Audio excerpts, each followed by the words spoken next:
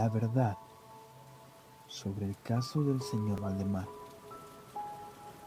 por Edgar Allan Poe.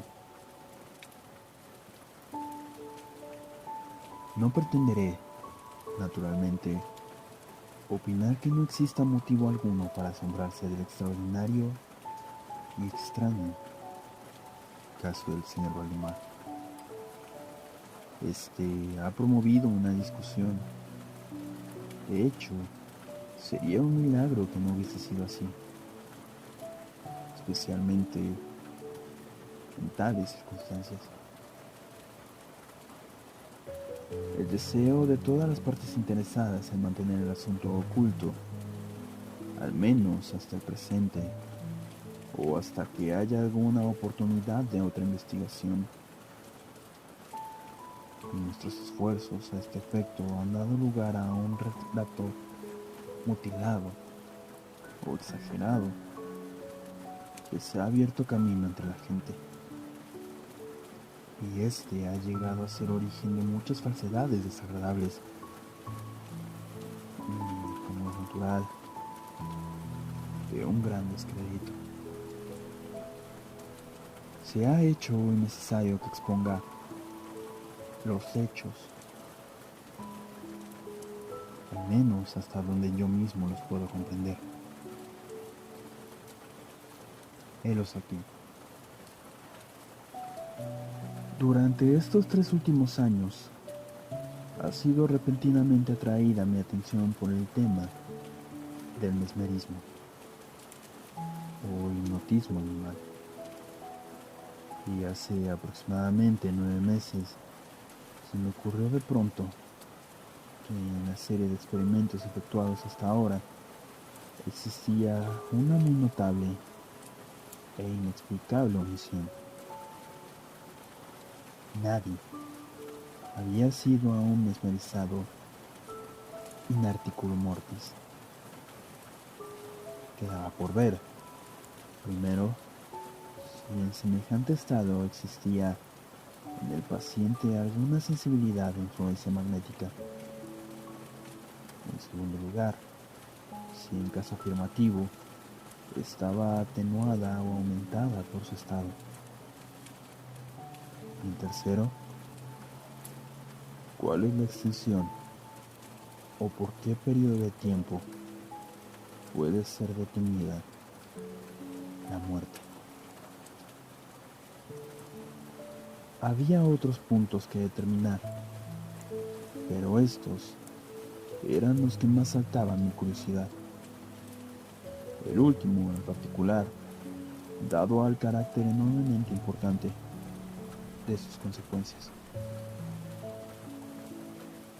Buscando a mi alrededor algún sujeto por medio del cual pudiese comprobar estas particularidades, acabé por pensar en mi amigo, el señor Ernesto Valdemar, compilador muy conocido de la biblioteca forénsica. El señor Valdemar, que había residido principalmente en Harlem, Nueva York, desde el año 1839, era particularmente notable la excesiva delgadez de su persona y también la blancura de sus bigotes, en violento contraste con la negrura de su cabello, que últimamente, en consecuencia, era confundido de ordinario con una peluca. Su temperamento era marcadamente nervioso. Le hacía perfilarse como un buen sujeto para experimentos mesméticos. En 2 o 3 ocasiones me había puesto a dormir sin dificultad, pero me había sentido desafortunado en cuanto a otros resultados. Dado a su peculiar constitución, me había hecho anticipar. Su voluntad no quedaba en ningún momento positiva o enteramente bajo mi influencia. Y respecto a la clarividencia, no puedo resaltar nada que sea digno de mención. Había yo atribuido siempre mi fracaso a estas cuestiones relacionadas con la alteración de su salud. Algunos meses antes de conocerle, sus médicos le habían diagnosticado una tisis comprobada. Era en realidad costumbre suya hablar con toda tranquilidad de su cercano fin, como de una cuestión que no podía ni evitarse ni lamentarse. Respecto a estas ideas, cuando se me ocurrieron por primera vez, pensé naturalmente en el señor Valdemar. Conocía yo la firme filosofía de aquel hombre como para temer cualquier clase de escrúpulos por su parte, y no tenía él parientes en América. Le hablé con toda franqueza del asunto y ante mi sorpresa, su interés pareció vivamente excitado. Digo ante mi sorpresa, pues, aunque hubiese él cedido siempre, nunca había demostrado algún interés o simpatía por mis trabajos. Su enfermedad era de las que no admiten un cálculo exacto con respecto a la época de su término mortal. Pero por último, convenido entre nosotros, me mandaría llamar 24 horas antes del periodo anunciado por sus médicos como el de su muerte. Hace más de 7 meses que recibí el siguiente mensaje del propio Valdemar. Mi querido señor P, ¿puede usted venir ahora? D y F están de acuerdo en que no llegaré a las 12 de la mañana. Y creo que han acertado con exactitud, o al menos, más o menos. Valdemar. Recibí este mensaje una media hora después de haber sido escrito, y a los 15 minutos me encontraba en la habitación del moribundo. No le había visto hacía 10 días y me quedé aterrado de la espantosa alteración que en tan breve lapso se había producido. Su cara tenía un color plomizo. Sus ojos estaban completamente apagados y su delgadez era extrema. Los pómulos le habían perforado la piel. El pulso apenas era perceptible. Sin embargo, conservaba de alguna manera muy notable sus facultades mentales y alguna fuerza física. Hablaba con claridad, tomaba algunos medicamentos y cuando entré en la habitación estaba ocupado en escribir a lápiz unas notas en un pequeño cuaderno de bolsillo. Estaba incorporado en la cama, gracias a unas almohadas. Los doctores D y F le presentaron mi asistencia. Después de haber estrechado la mano al señor Valdemar, llevé a aquellos caballeros aparte y obtuve un minucioso informe del estado del paciente. El pulmón izquierdo se hallaba desde hacía ya 8 meses en un estado semióseo y era, por consiguiente, desde todo punto inútil para cualquier función vital. El derecho, en su parte superior, estaba también parcial, sino totalmente osificado, mientras la región inferior era solo una masa de tubérculos purulentos entremezclados entre sí. Existían varias perforaciones extensivas y en cierto punto había una adherencia permanente en las costillas. Estas manifestaciones en el lóbulo derecho era de fecha relativamente reciente. No se había descubierto ningún signo un mes antes. Y la adherencia no había sido observada hasta hace 3 días. Con independencia de la tisis, en el paciente se sospechaba de aneurisma de la aorta. Pero sobre este punto, los síntomas de la osificación hacían imposibles un diagnóstico exacto. Fue la opinión de ambos médicos que el señor Valdemar moriría alrededor de la medianoche del día siguiente. Eran entonces las 7 de la noche del sábado. Al separarse de la cabecera del doliente para hablar conmigo, los doctores D y F le habían dado una despedida final. No tenían intención de volver, pero a requerimiento mío consintieron en venir a visitar al paciente hacia las 10 de la noche del día siguiente. Cuando ellos se habían ido, hablé libremente con el señor Valdemar sobre su cercana muerte, así como en especial del experimento proyectado. Se mostró decidido, con la mejor voluntad, ansioso de efectuarlo, y me apremió para que comenzase enseguida.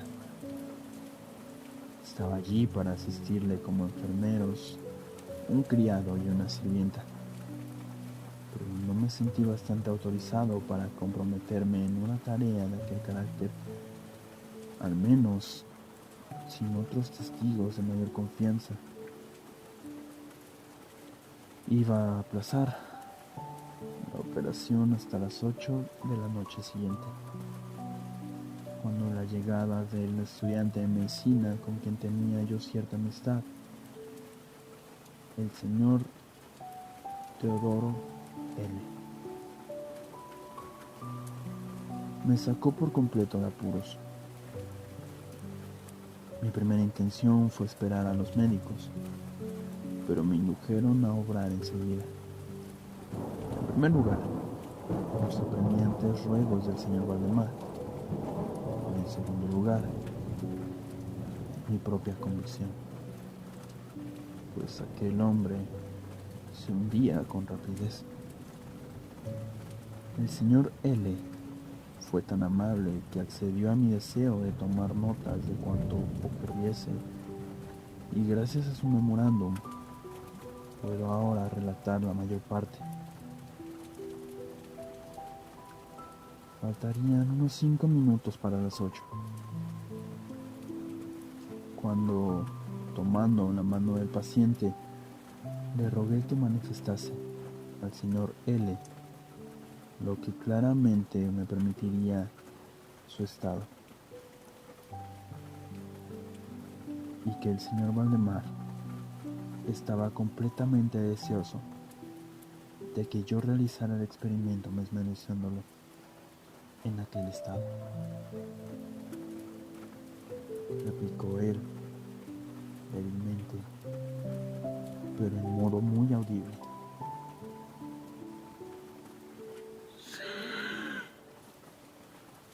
Deseo ser mesmerizado. Temo que lo haya usted diferido demasiado. Mientras hablaba así, comencé a dar unos pases que yo había encontrado como los más eficaces para dominarle. Estaba él, sin duda, influido por el primer golpe lateral de mi mano a través de su frente. Pero Aunque ejercito mi poder, no se manifestó ningún efecto hasta unos minutos después de las 10, cuando los doctores D y F llegaron de acuerdo a la cita. Les expliqué en pocas palabras lo que me proponía hacer, y como ellos no pusieron ninguna objeción, diciendo que el paciente igual ya estaba en agonía, proseguí,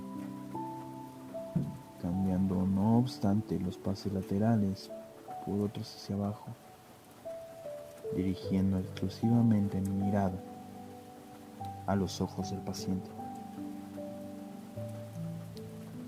Durante ese rato su pulso fue imperceptible y su respiración estertorosa. Aquel estado continuó inalterable casi durante un cuarto de hora. Al terminar ese tiempo, sin embargo, se escapó del pecho un muy profundo suspiro natural y la respiración cesó.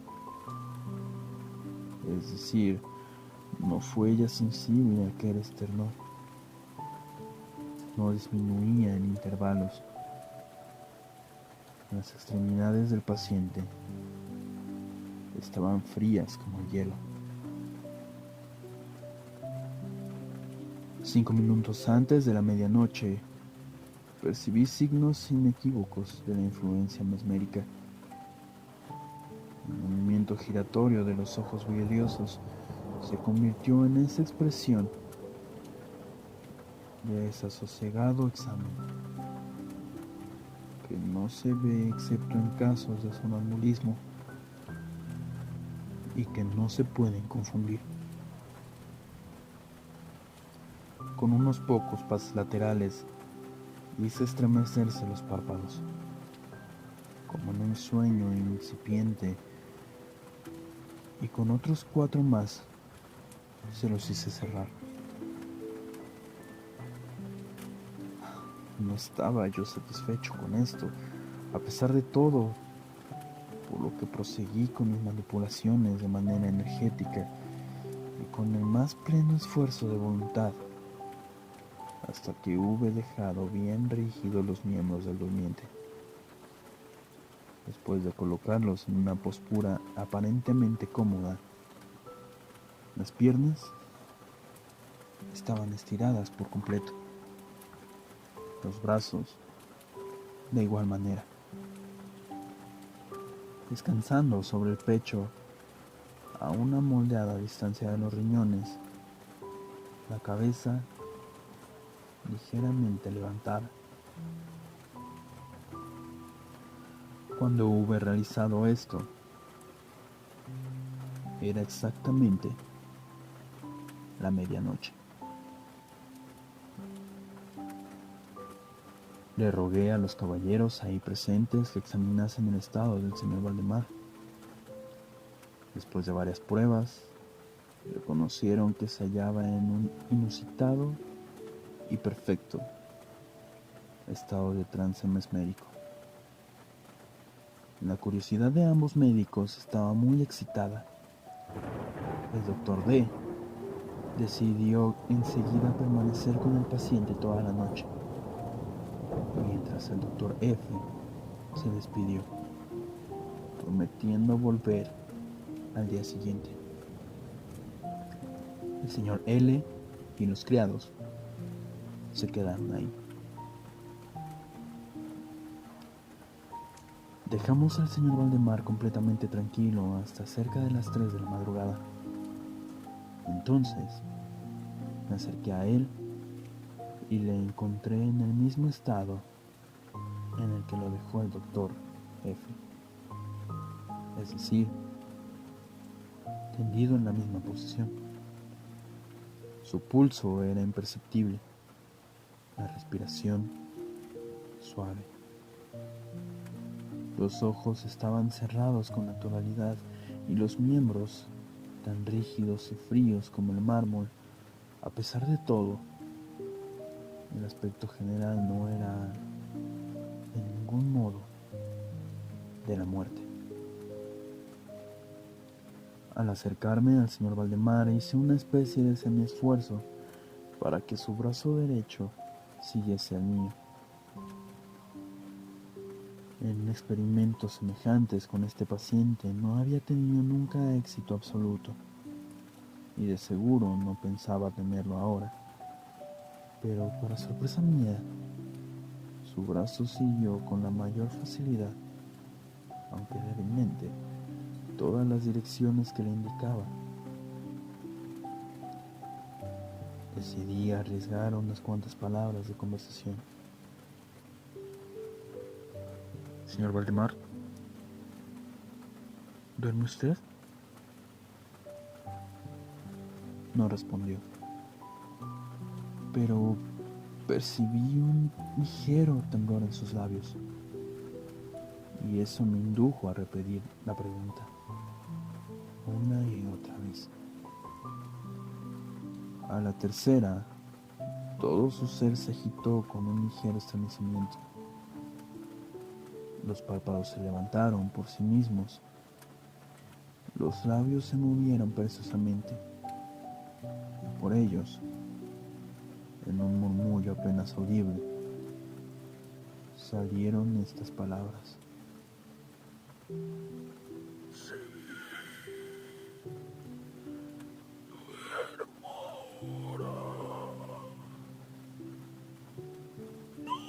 Despierte.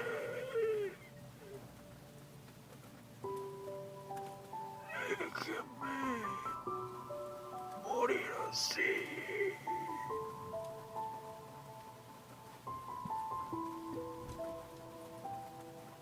Palpé sus miembros y los encontré más rígidos que nunca. A su derecho, como antes, obedecía la dirección de mi mano. Pregunté al sonámbulo de nuevo. Señor Valdemar, ¿aún siente dolor en el pecho? La respuesta ahora fue inmediata, aunque menos audible que antes.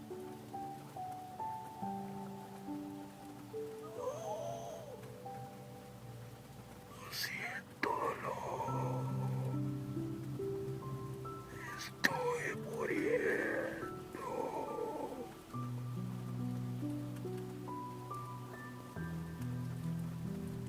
No creí conveniente molestarle más. Y no se dijo nada ni se hizo ya nada hasta la llegada del doctor F. Este llegó un poco después de la salida del sol y manifestó su asombro sin límites al encontrar al paciente todavía vivo. Después de tomar el pulso y de aplicar un espejo a sus labios, le rogó que hablase de nuevo al sonámbulo. Así lo hice.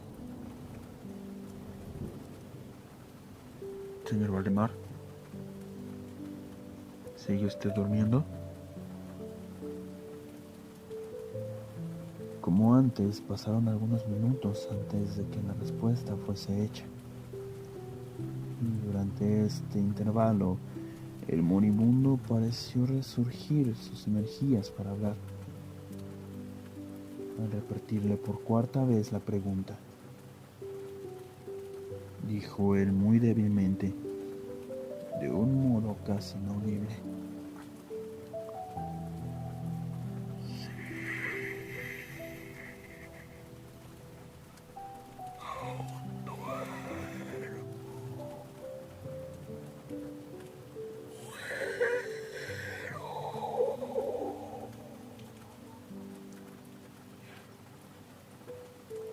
Fue entonces opinión, o más bien deseo de los médicos, que el señor Valdemar permaneciese sin ser molestado en su actual y aparentemente tranquilo estado, hasta que sobreviniese su muerte, lo cual debía de tener lugar a juicio unánime de ambos dentro de escasos minutos. Decidí con todo hablarle una vez más, repitiéndole simplemente mi pregunta anterior. Mientras yo hablaba, se produjo un marcado cambio en la cara del sonámbulo. Los ojos giraron en las órbitas despacio. Las pupilas desaparecieron hacia arriba.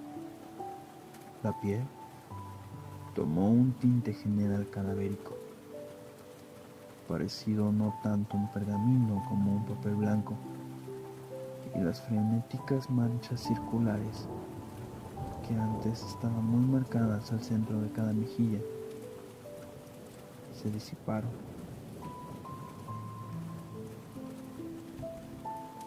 Empleo esta expresión porque lo repentino de su desaparición me hizo pensar en una vega apagada con el soplo. El labio superior al mismo tiempo se retorció, alzándose entre los dientes, mientras la mandíbula inferior cayó con una sacudida perceptible, dejando caer la boca abierta por completo y al descubierto, a simple vista, la lengua hinchada y negruzca. Supongo que todos los presentes estaban acostumbrados a los errores de un hecho amortido, pero el aspecto del señor Valdemar era en aquel momento tan espantoso y tan fuera de lo imaginable que hubo un retroceso general alrededor del lecho. Siento ahora que he llegado a este punto de este relato en que todo lector sobrecogido me negará crédito. Es mi tarea, no obstante, simplemente proseguir.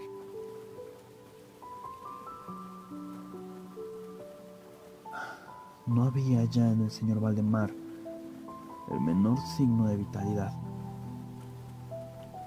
Llegando a la conclusión de que había muerto, le dejamos a cargo a los enfermeros. Observamos un fuerte movimiento vibratorio en la lengua. Esto quizá duró un minuto. Al transcurrir de las separadas e inmóviles mandíbulas, salió una voz tal que sería una locura intentar describirla. Hay, por cierto, 2 o 3 epipetos que podrían serle aplicados en cierto modo. Puedo decir, por ejemplo, que aquel sonido era áspero, desgarrado y hueco, pero el espantoso conjunto era indescriptible, por la sencilla razón que sonidos análogos no han hecho vibrar nunca el oído de un humano. Había, sin embargo, 2 particularidades que, así lo pensé entonces, y aún lo sigo pensando, pueden ser tomadas justamente como características de la entonación, como apropiadas para dar una idea de su espantosa peculiaridad. En primer lugar, la voz parecía llegar a nuestros oídos, o por lo menos a los míos, desde una gran distancia, o desde alguna profunda caverna subterránea. En segundo lugar, me impresionó cómo las materias gelatinosas o viscosas impresionaban el sentido del tacto. He hablado a la vez de sonido y de voz. Quiero decir que el sonido era de un silabeo claro, o aún más asombrosa y espeluznantemente claro. El señor Valdemar habló, sin duda, respondiendo a la pregunta que yo le había planteado minutos antes. Le había preguntado cómo se recordará si seguía dormido. Y él dijo ahora: Sí.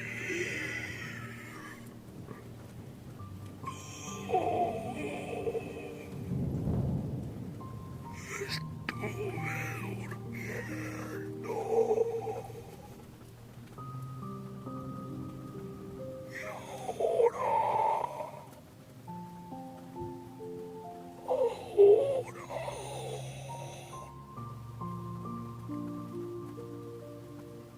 Estoy muerto.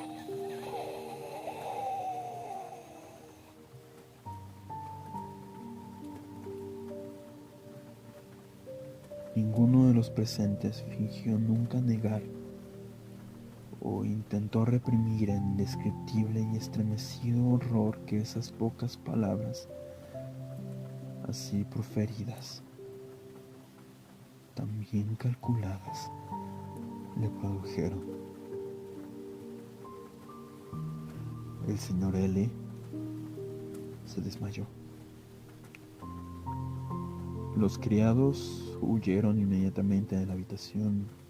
No pudimos inducirles a retomar.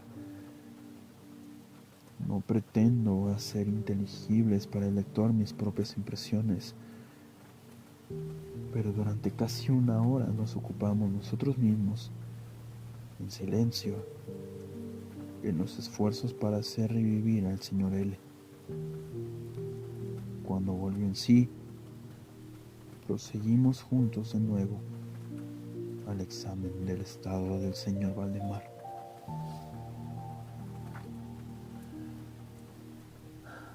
Permanecía en todos los aspectos tal como he descrito últimamente, a excepción de que el espejo ya no recogía señales de respiración. Una tentativa de sangría en el brazo falló. Debo mencionar también que ese miembro no estaba ya sujeto a mi voluntad. Me esforcé en vano para hacer que siguiera la dirección de mi mano. La única señal real de la influencia mesmérica se manifestaba ahora en el movimiento vibratorio de la lengua. Cada vez que yo dirigía una pregunta al señor Valdemar, él parecía hacer un esfuerzo para contestar.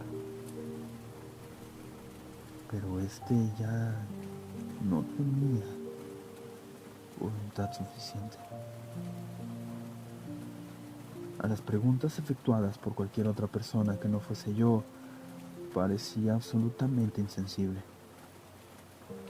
Aunque procuré poner a cada miembro de aquella reunión en entendimiento mesmérico con él, creo que ahora he relatado cuanto es necesario para hacer comprender el estado del sonámbulo en aquel periodo. Buscamos otros enfermeros y a las 10 salí de la casa en compañía de los 2 médicos y el señor L. Más tarde todos regresamos a ver al paciente. Su estado seguía siendo exactamente el mismo. Tuvimos entonces una discusión sobre la conveniencia y la posibilidad de despertarle, pero nos costó poco trabajo ponernos de acuerdo en que ningún buen propósito se lograría al hacerlo. Era evidente, hasta ese entonces, la muerte. Esta había sido detenida por el proceso mesmérico. Nos pareció claro a todos que el despertar al señor Valdemar sería sencillamente asegurar su instantáneo o por lo menos su rápido fin. Desde este periodo hasta la terminación de la última semana, un intervalo cercano a 7 meses, seguimos reuniéndonos todos los días en casa del señor Valdemar. De cuando en cuando nos acompañaban médicos y otros amigos. Durante este tiempo el sonámbulo seguía estando exactamente tal como he descrito ya. La vigilancia de los enfermeros era continua. Fue el viernes, el último viernes, cuando decidimos, por fin, efectuar el experimento de despertarle, o de intentar despertarle. Y es el quizá desafortunado resultado de este último experimento el que ha dado origen a tantas discusiones en los círculos privados, muchas de las cuales no puedo por menos de ver una credulidad popular injustificable. A fin de sacar al señor Valdemar del estado de trance mesmérico, empleé los acostumbrados pases. Durante un rato resultaron infructuosos. La primera señal de su vuelta a la vida se manifestó por un descenso parcial de Liz. Observamos como algo especialmente notable que ese descenso de la pupila iba acompañado de un abundante derrame de un licor amarillento, con un olor demasiado desagradable. Me surgieron entonces que intentase influir sobre el brazo del paciente, como en los pasados días. Lo intenté y fracasé. El doctor F. expresó su deseo que le dijese una pregunta. Lo hice del modo siguiente. Señor Valdemar, ¿puede usted explicarnos cuáles son ahora sus sensaciones o deseos? Hubo una reaparición instantánea de los frenéticos círculos sobre sus mejillas. La lengua se estremeció, o más bien se enrolló violentamente en su boca. Y por último, la misma horrenda voz que ya he descrito antes pronunció. Por el amor de Dios. Rápido.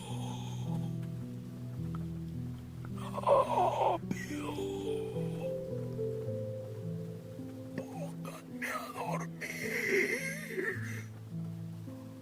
O despiérteme.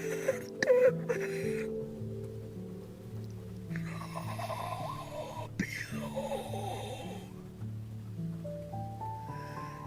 Le digo.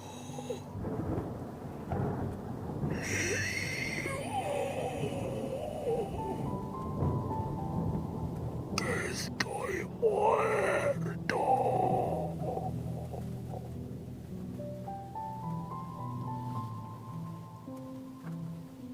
Estaba yo acobardado a más no poder. Y durante un momento permanecí indeciso sobre lo que debía de hacer. Intenté primero un esfuerzo para calmar al paciente, pero al fracasar, en vista de aquella total suspensión de la voluntad, cambié de método y luché por despertarle. Pronto vi que esa tentativa iba a ser un éxito completo, o al menos lo que me imaginé como un éxito. y estoy seguro de que todos los que permanecieron en la habitación se preparaban a ver despertar al paciente.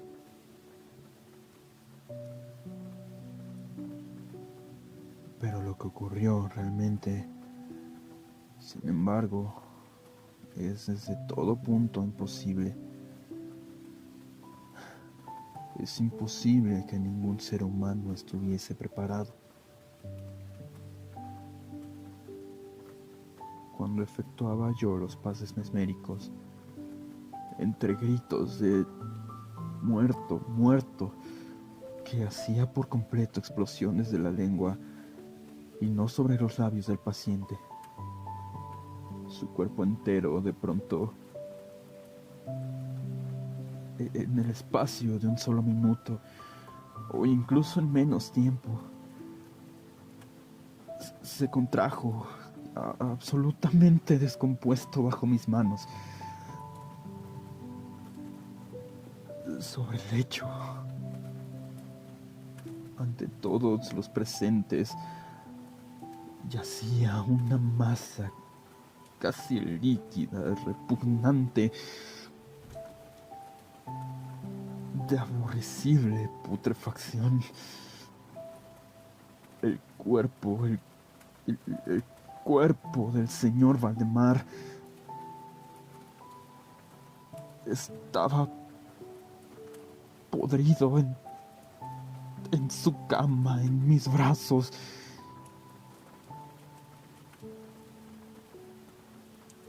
Y nadie